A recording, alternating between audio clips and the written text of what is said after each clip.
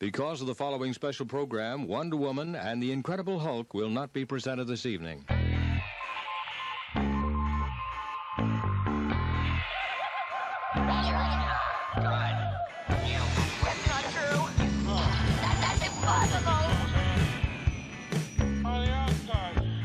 It's time to get all your Star Wars news in a single file. This is Making Tracks. Here are your hosts, Mark Newbold and Dave Tree. That's not true. That's impossible. I love that intro. It took up a minute of the show. That was fantastic. You're listening to Making Tracks. Hooray! I'm your host, Mark Newbold, and joining me, as always, to my right is... well, I'll let you describe yourself, Dave. What you've just done as a faux pas. Mostly a vagrant. They found me outside. It's snowing. We're in Chicago, for anybody who's listening and don't realise. And yeah, it's very cold, so I was offered a little bit of like dry, a bit of heat for an hour, and here I am. That's not why you're here, Dave. That's not why you're here. You're here because we're at Star Wars Celebration. I just wanted to get that in. Cheap pop. And we've had a nutty 4 days. Is it 4 days? Is this the fourth day? I am losing track of time as well. It is the fourth day, 4 out of 5. I mean, that's a real marathon event for anybody to like take part in. So if voices sound a little bit different from normal, it's mostly because a little bit hoarse. Because we're actually here. Losing track. That should be a new podcast. Losing tracks. That should be our new podcast, which we will do lots of times over the next 45 minutes. We've got a lot to do on this show. We're going to bring a lot of people up. We've got a lot of folks to see and things to talk about. But I will briefly ask you, Dave, because I always ask you a question at the start of the show. Are you having a good time? My feet are killing me. No, I'm having an amazing time. This is actually the first stateside celebration that I've ever been to. So I've done the 3 European shows. So that flight ban has been lifted, yeah? It has. I am actually... There's actually a weird story about that, but we won't go into this right now. Come on, give us a précis. Come on, give us a précis. I'm on a list. You're on the list? I am on a list. I was in the wrong place at the wrong time, as like John McClane might say. Yeah. And it actually dates back to like early 2000s, just after 9/11. Right. There was the Labour Party conference going on in Bournemouth. I was going to a paintball day, dressed in combat gear, with a balaclava, as the police were having a roadblock, and I was pulled aside as a suspected terrorist. Why didn't I know this? I am genuinely on a list. So there you go. Interesting fact about me, but like, how are you finding the show, Mark? I'm loving the show, thank you very much. I've never been arrested, not for lack of trying. Yeah, no, having a great show. I've been hosting this stage, which has been fantastic, and everyone's been very nice and friendly, and there's been no drama yet, but we've still got 40 minutes of the show to go, so I'm sure we'll fit some in. No, it's been really good, and everything I've seen has been interesting. We'll talk a bit later about The Mandalorian Episode 9 and Galaxy's Edge and other stuff, but yeah, so far, touch wood, it's been really, really good. You've actually been knocking it out of the park. What are we going to say then? What a lot of people don't realise is Mark has literally been, with the rest of the Fantha Tracks team, manning the podcast stage and like going through like endless rotation and schedules of like all the other great podcasts that have been like showing here at the celebration over the last 4 days. So how many more have you got left to go? We've got one more show today, I think, or is it 2? I should know, but I don't. And then there's 5 tomorrow. So we're more there. We're more done than not. And is it 5 a day that you've been doing as well? No, it's been 8 a day for Saturday, Sunday, 6 on Friday, and 5 tomorrow, I think. So quite a few. So almost just under 30 shows. Yeah. Including this one. Including this one. Wow. So that's over like almost 30 shows that you've like literally been like having to like set up, introduce. Well, it's not just me. I've got to say, quick shout out, Claire and Paul as well have been massively helpful. Can we have a bit of a round of applause for them, guys? So, how much are you paying them? Paying them? It's never enough, is it?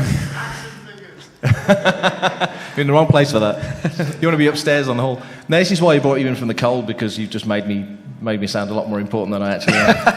Right, we've got some guests to come on the stage. I'm gonna let my colleague from Canon Fodder do the introductions. We're gonna scooch up a seat, and here we go.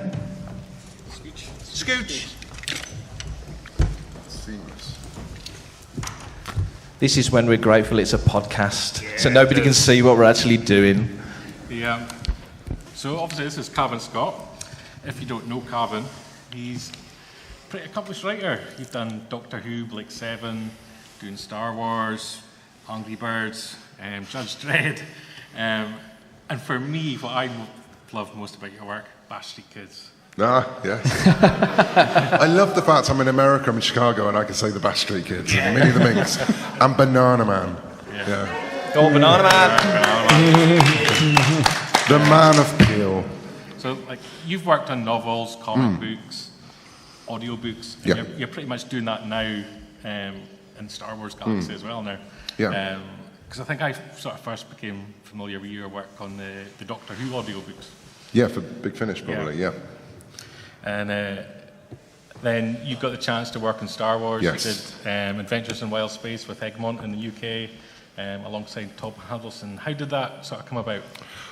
Well, the range came about because there was an opportunity for Egmont to do a series of Star Wars books and original fiction, and I think it was the first original fiction from Britain for a while.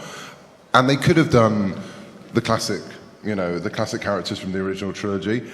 They couldn't do anything from from The Force Awakens because it wasn't out yet, so they couldn't touch any of those characters. So they decided to come up with something that was their own, a corner of the universe or the galaxy to call their own. So they came up with a very basic idea of where Adventures in Wild Space would be set, and then brought me and Tom in on it. We didn't know each other at the time, we hadn't worked together, we've worked together a lot since. And they brought us in to sort of build the world and build the characters and sort of set it into motion. Was it fun for you, the fact that it was basically all original characters, so you've almost got a blank slate there, as much as it has to fit within everything else? Yeah, it was great, and it was in modern canon. It was a time that hadn't really been explored that much. So it's set 16 years-ish before the events of Rebels, because without any spoilers, Ezra Bridger turns. Well, there's a massive spoiler. Ezra Bridger turns up as a baby at one point, and you meet his parents, and you spend some time with the Bridgers during the series. So it was great. So it was a time which was actually a really interesting thing. It's a time where the galaxy as a whole likes the Empire. They think the Empire is a good thing. The Empire got rid of those pesky Jedi and solved all the problems, and they haven't really realised that more problems are on the way. So it was a really good time to start creating our own corner of it. And and writing a kids' book series. Well, it's an all ages book, but primarily for kids, with kids as the heroes, which isn't the norm in Star Wars.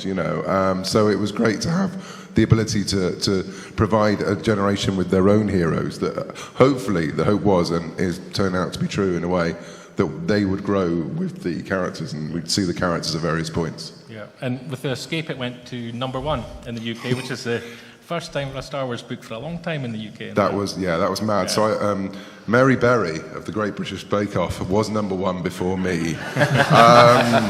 And when I say before me, before Star Wars. And then I was knocked off the next week by Roald Dahl. So I'm going, I'd take that, that's good, Dahl!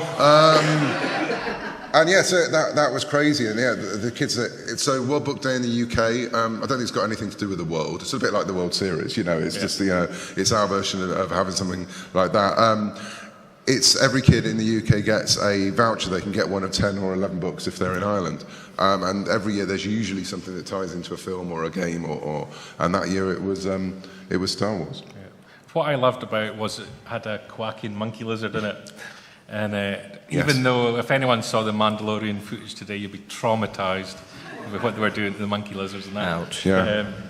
When you were creating the characters there, what did you want to sort of achieve with each character? Because, even as I say, I mentioned the monkey lizard, even he had a really developed character to him, As far as you can develop a monkey lizard. So, well, it was a brother and sister team. We wanted them to feel like proper kids. So you've got Lena Herm, who's about sort of 10 years old.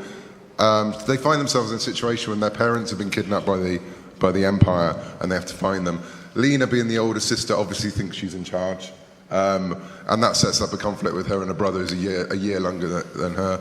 Lena is a bit of a tech head. Milo loves the natural world. He wants to go into the Imperial Navy because he thinks he'd become an explorer. And having kids of my own and knowing how much they argue, I wanted to make sure they were bickering. You know, there was that underlying love of a sibling, group, especially in a time of crisis. But also, even in the middle of danger, they would be bickering about who's done the most stupid thing. And that was really important, that the kids would recognise themselves. Without talking down or taking the mickey out of them or anything, they would recognise their own relationships within Star Wars. Yeah. After that, you had a sort of change in style of books you were doing. You did Choose Your Own Destiny books. You did Han and Chewie Adventure, Luke and Leia Adventure, and just out an Obi-Wan and Anakin Adventure. Very different style. So how do you go about when you're developing a story in a Choose Your Own type adventure? What's your process? Well, obviously, I now have the monopoly on any Star Wars book that has the word adventure in its title. Well, with that, they weren't supposed to be Choose Your Own Adventure books originally. They were going to be standalone, chapter books. And then right at the last minute, the decision was made to turn them into Choose Your Own Adventure books. I'd already been commissioned, so they told us, oh, by the way, they're now this. You know how to make one of those, don't you? And I went, oh, yes. And then panicked for a few days and had to go back to one of the old sort of fighting fantasy books and the Choose Your Own Adventure books from Scholastic and reverse engineer how to do it. And I had a wall that looked a bit like a murder inquiry with a lot of like strings going everywhere. And so, it was a case of there is still a story in there as well. There's still a canon path, because I think in some parts of the world, the plan is that they can get that story as a standalone thing. It'll be in some books. So we have to make sure there's a narrative. But then there's the fun. In Han and Chewie, I get to blow up the Falcon at one point with, no consequences, because you go back a few pages and it's back together. So, it gives a chance to do a bit of what if as well. Yeah.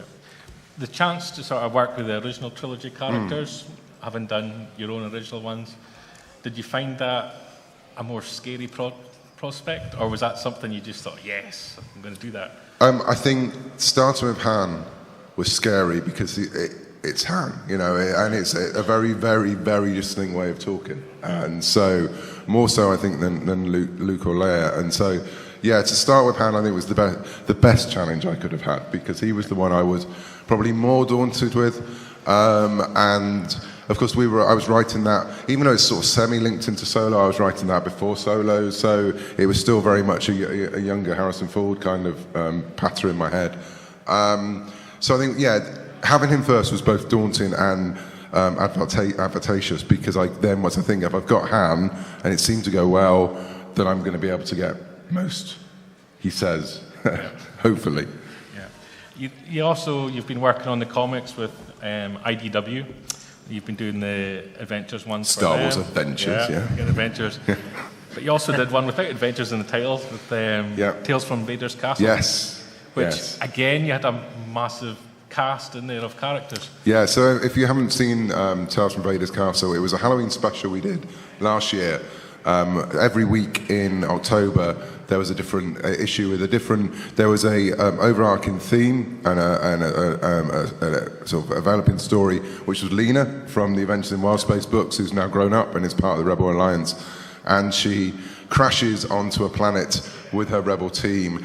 And it's that classic thing of the car that breaks down on in the middle of the countryside, and there's a castle on the hill. Do you go into the castle? For Lena, the planet she breaks down is Mustafar, and the castle on the hill belongs to Darth Vader, but she doesn't know this. So they go and look for shelter.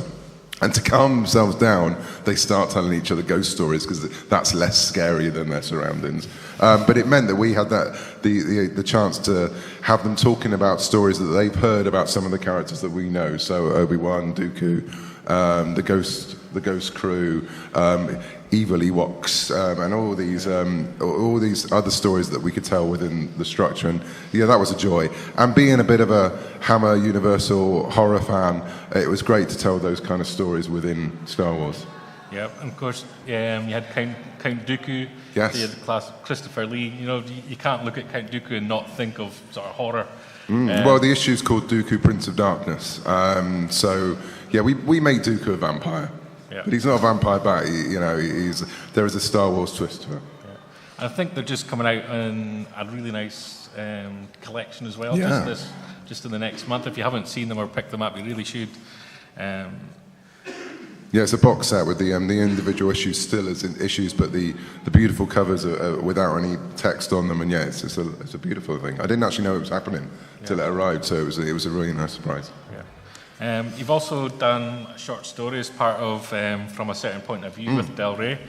That again, you took a interesting element in that.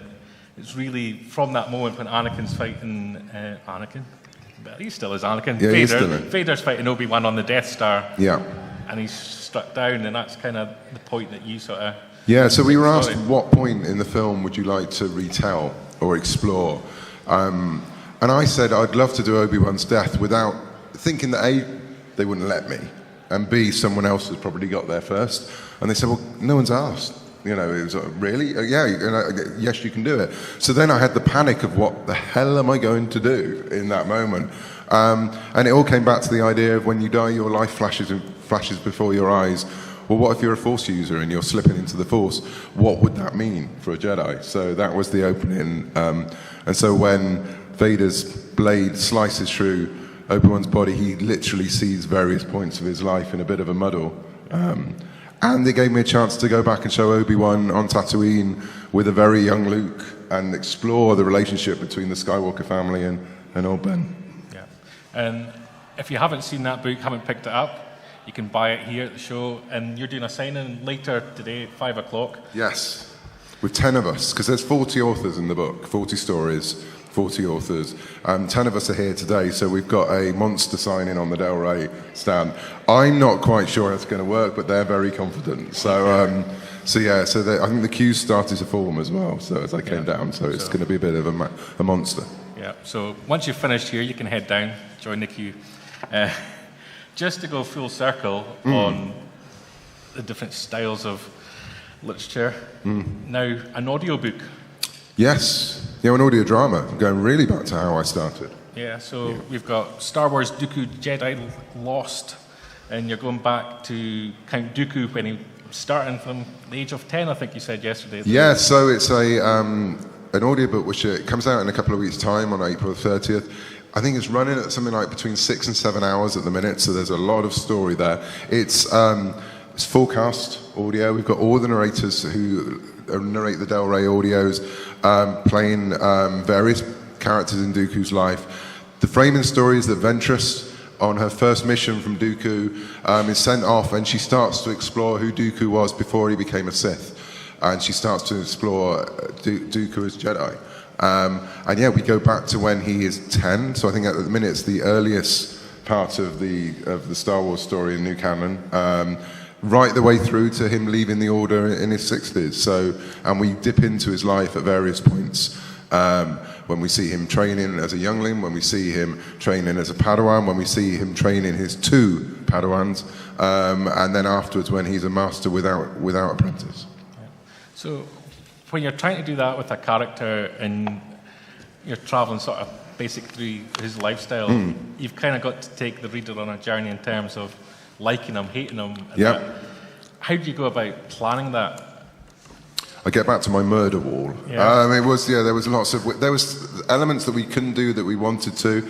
With that one, I did have quite a long shopping list, if away from Story Group, of things they would like to see in it. Because again, we're talking about a man who had a very long life before we met him in Attack of the Clones, and so they said it would be great if we could see Yoda training him. It'd be great if we could see him training Qui-Gon. It'd be great to see if we could see him training Ventress. And I'm like, okay, I'm counting them up on my hands. Sci-Fi Dice, so yeah, we should get him in probably as well. And it started to snowball. But actually, that's when you get that kind of thing, you write it out and you can start seeing the links starting to form. So there is quite a tight cast of at the various points when we rejoin Dooku's life, and we see some of the characters both we already know, and some new characters as well who had an influence on him and led to the man that he became and the choices he made later in life. Yeah. And when you're writing for an audiobook, Are you writing in the stage directions, the sounds you want? Are you giving guidance to the voice actors? It's more. It's never. I want this. It's more of it. Just like with writing a comic strip, I follow the mentality that when I write a comic strip, I'm writing a letter to the artist. I'm not writing necessarily for the reader. I'm sort of explaining what's in my brain and saying this is what I'm thinking, with always the proviso that the artist will probably have a better idea, and it's teamwork. In the same way with audio drama, it's definitely teamwork, because you get actors, you get the director, you get producers. So again, there are directions in there, some of which are purely logistic. Dooku crosses the room, which you won't know, but it helps the actors know where they are in the in the room. And others are suggestions of what a certain thing or a certain monster or a certain ship would sound like. So what's next for you? What's the next challenge? Do you have one, or do you have an ambition, something you would like to do? There's something I'm working on, which obviously I can't talk about. One of the things I'm working on at the minute, I can't talk about, it's been announced, is that we're working on the next Star Wars Adventures annual, which comes out in a few months' time, which is the glorious return of Jackson again. Jackson, the great big green leppy bunny, who I managed to get back into Canon last year, and I still can't believe they let me do it. And the response was great, so now there's going to be a 30-page special which sees him teaming up with Lando, because obviously. So that's something, the script's written for that. Morissette, who did the art for the annual last year with me, is providing the art as well, and it is just beautiful. And there is also a link that goes back to Adventures in Wild Space in there as well, for people who've been reading my stuff for a while. Okay, that sounds interesting. And other than that, I can't possibly say. No. Yeah. But if anyone's going to the Writers' Roundtable panel tomorrow, it might be something you might want to go to. Excellent. That's all I'm going to say on the matter. Okay. Ooh, exclusive hint. We were discussing yesterday, you mentioned as well that your Choose Your Own Adventure books are available through Alexa. Yes, so this is something, there's an Alexa scheme, and now it's completely gone from my head of what it's actually called, so I might ask you to put it in the show notes or something. But there's a scheme that happens over here in the States. I think it's a scheme for parents who want to make sure their kids, if they're playing on a Kindle or using the Alexa, the device, that they're in a safe area where they've got things to do. And so we've produced audiobooks of the Han and Chewie adventure and the Luke and Leia, the Obi-Wan and Anakin adventure, which basically is the same text, it's the same, they're dramatized, so you hear Han and Chewie doing things and then you tell them what to do next, so you get a choice. And linked to that, we've started to create, within the app, mini missions as well, which are completely new content. The first two is one's a pod racing, set on Tatooine, a pod racing when you're a pod racer and you're having to take part in a race. The other one is when you're a clone trooper on maneuvers, coming up against a familiar sounding Sith from the Clone Wars. And yeah, it's again, they're nice little exclusive adventures that it's just a bit of fun, but it's another great way of, especially with kids, getting them involved in storytelling and firing their imagination. But obviously it's Star Wars, so it's for everyone anyway. Yeah. But sadly, that's our time up. Yes. But where can people find you, follow you? Because you do a great newsletter as well. Yeah, if you go to my website, which is www.cavanscott.com, and I'm always on Twitter. I'm on Twitter far too much, as my editors will tell you, which is just / Cavan Scott. So always willing to talk Star Wars far too much. Excellent. Thank you for joining us. No, thank you for having me.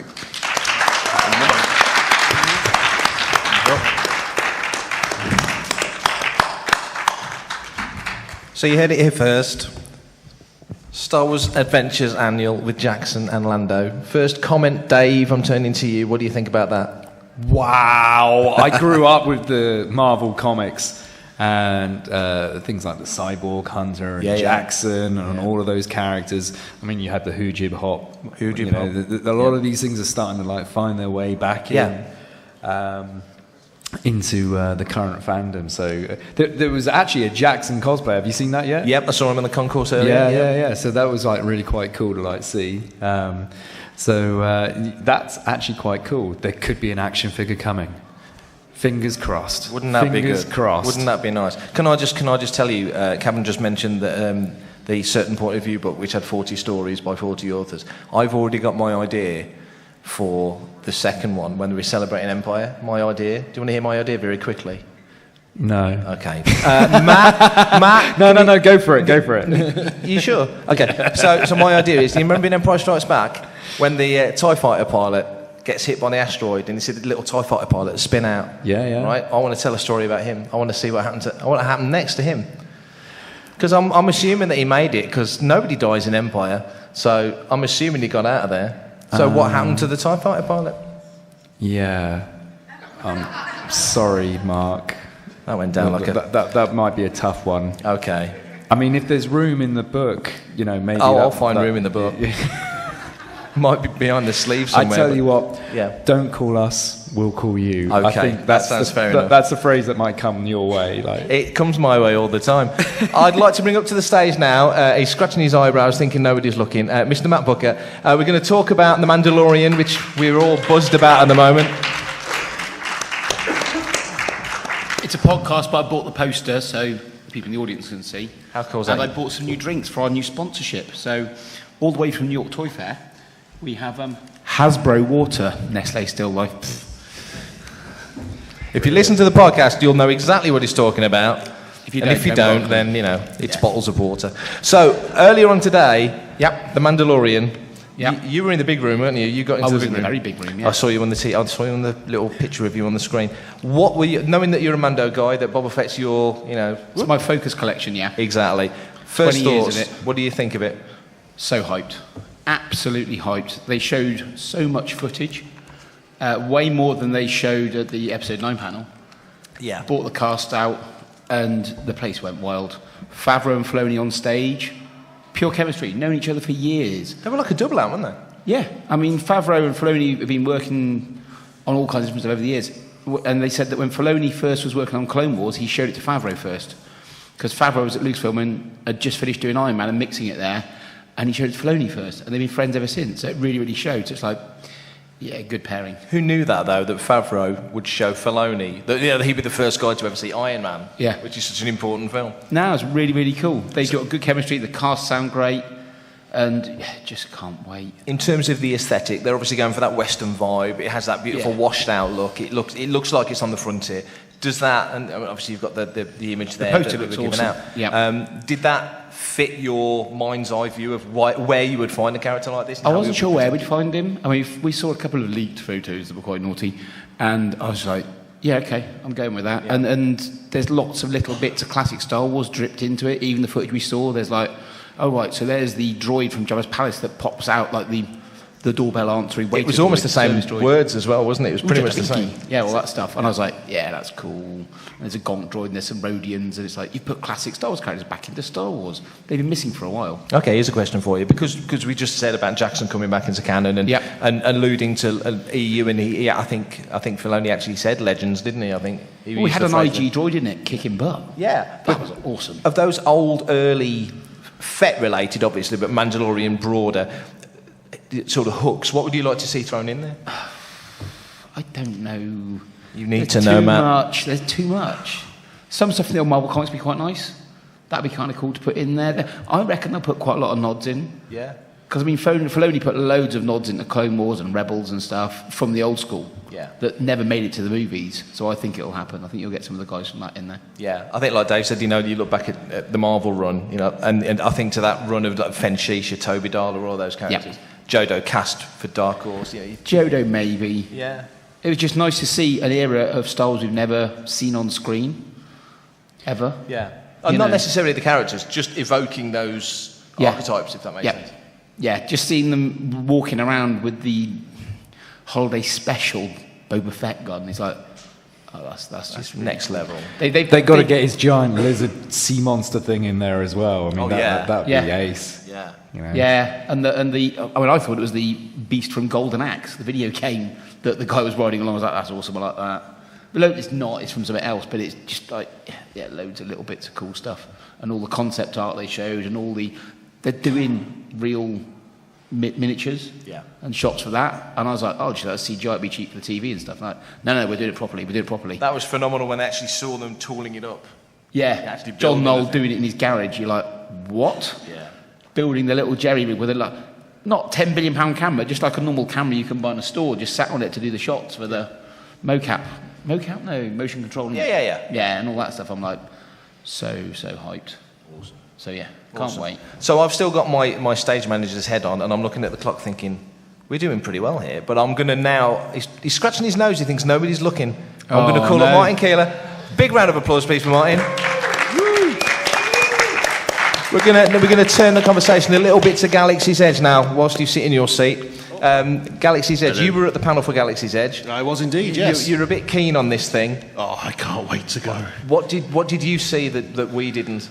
Galaxy's Edge, I was really surprised by the panel because I thought, I've read so much about it, what are they really going to reveal? And on paper, the big reveal was Coke is sponsoring it, Coca-Cola, not just I was glad you said Coca-Cola. That's their sponsor, is it? But little bags of white powder. Everything's supposed to be authentic, and notice they're using the word authentic now rather than immersive. Yeah. So everything's supposed to be authentic, and they can't have Coca-Cola logo. So it's now in Urabesh, and it's all designed, and you've got a free T-shirt with it.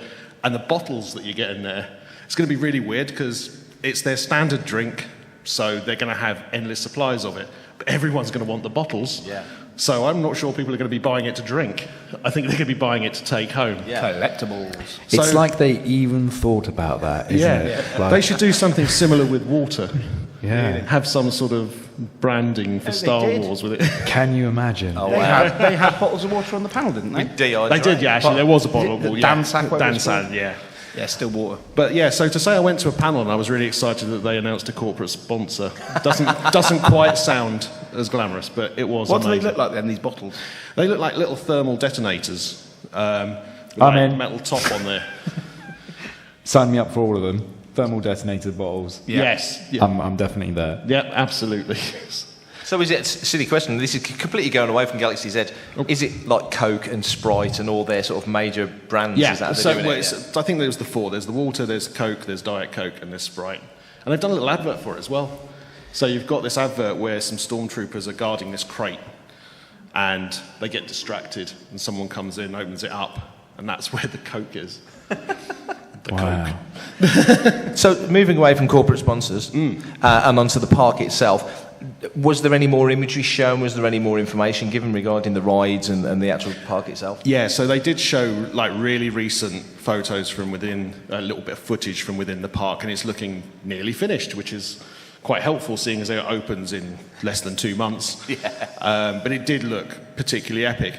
And obviously it's empty at the moment, which it will not be when it opens. It will not be empty at all. Are you trying to tell me there'll be queues? I think there might be the Star Wars a short line to get on the rides. You're at the front though.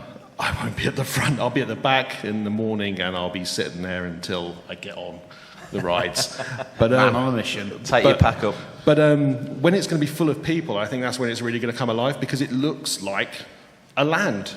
So it looks like it needs to be a bustling smuggler's haven. So the weirdest thing about it is seeing it empty at the moment, which tells you how good it looks. Yes. So they showed all that. They also showed actual footage of Hondo, the animatronic. Wow. More than we'd seen before? Yeah. They actually showed a little scene. So they show what happens when you're waiting to get on the Falcon is the story. So for those of you, I'm sure everyone knows here, but the story is Chewie and Rey have given Hondo the Falcon to do a specific couple of missions, and he's recruiting crew, and that crew will be you. You actually sit in the cockpit and you actually fly the Falcon. But the first thing that happens is you meet Hondo, and he briefs you as to what you're doing, and they showed the footage of the animatronic Hondo briefing you, and it just looked phenomenal. So you're excited. I know you go in and you're keen and that, but this really put the cherry on it. Yeah. So I've got more and more excited as it went on. I actually started off a bit like, I'm not sure how they're going to pull this off, and now I'm kind of, I'll queue for 9 hours just to go on a 3-minute ride, and then then try and get on it again for another 9 hours. Sounds reasonable. Where else are you going to buy that water from? Now, one other thing that's been done at this event, at Celebration, or prior to the Celebration, was the Bash, the Canto Bight event. You were involved in that. Can you tell us a little bit about that? Because it went down an absolute storm. Well, yeah, so we're lucky enough to have the guys that performed at the Bash here tonight. I think we should...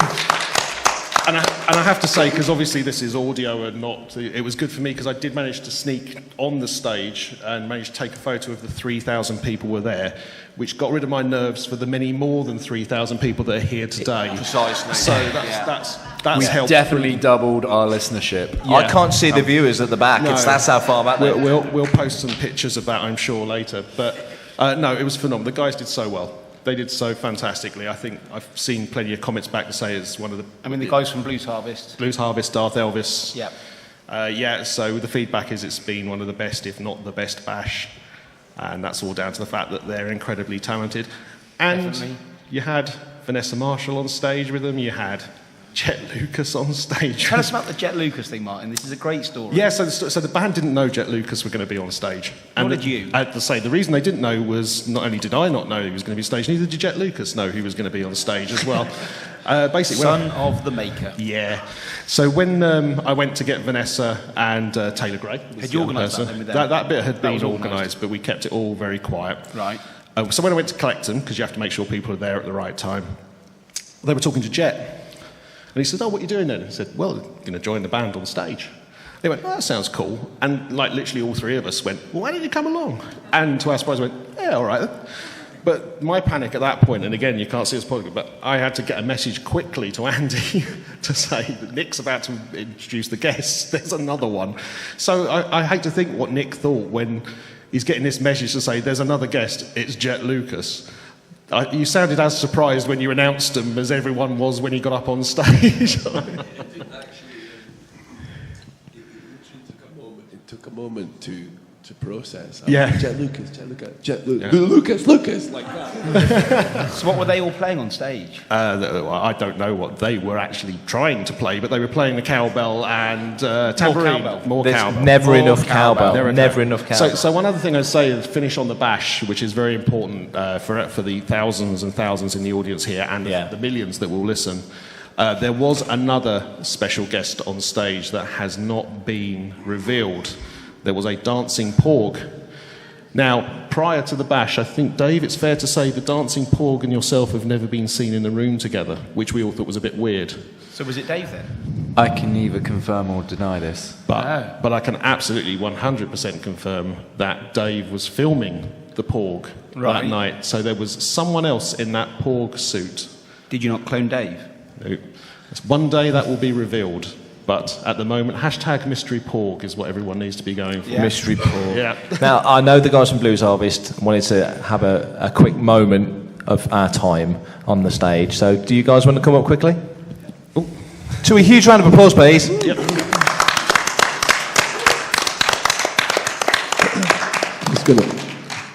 I can't speak, so I'm going to You used all of your voice on Thursday. Yeah, well, we're all feeling a bit rough, actually. But, I mean, for us, it's been an amazing experience, and a lot of it is down to Martin's hard work, getting us over here. He sorted all the logistics out. We had to hire in instruments and everything to do the show on Thursday. So by way of a token of our gratitude, we've got a little something that we'd like to present to you. Oh,